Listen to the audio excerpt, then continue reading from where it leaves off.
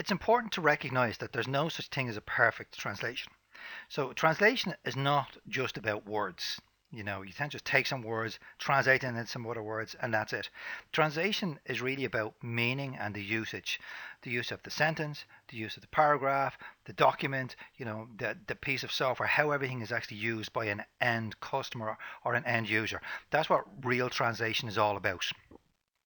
So it's important that you know who that translation is for, and so you should ask what that translation is going to be used for.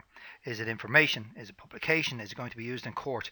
For example, when we talk about translation sometimes, and especially around marketing text, for example, it might be targeted at a youth market or a more sort of social media type market, and the text that you use, the way you phrase things, is a bit softer. But there are informational documents, for example, that we send from for translation for government departments, and it has to be very fact-based, very neutral, right?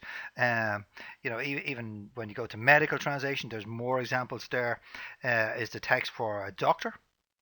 Is it for training information for people who might be using or applying drugs or something like that? So, and even still, when you're talking about training information like that, is it how to use a drug for a nurse, or is it how to use a drug for a patient, an inpatient? So again, that dictates the style, even if it's surgical and things like that. That also makes a difference. So it's important to understand. It's just like this is classic marketing. You need to understand who your target readership is, who is going to read your translation and why, because that dictates the style and the fluency of the text and how you need to approach that.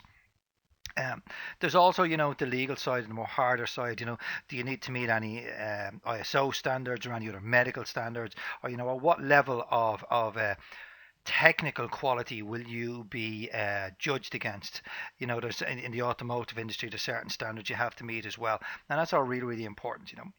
Uh, you know, also understand what happens to your work when you deliver it back. As a translator, you should be involved in that. So, is your work going to be proofread afterwards? Are you so sometimes that you need to know that. So is there any special terminology required? Is the customer going to just take your document and read it, or are they going to take that document and go directly to their printers and print it? So if someone's going to print your work directly after it's delivered, you will need to make sure that that translation is absolutely perfect.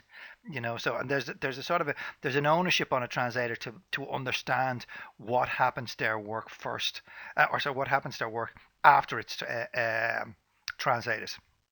Uh, and all of these sort of elements get you to understand the importance of the translation as a living unit, as they say, as opposed to just a collection of words that you've translated into another language.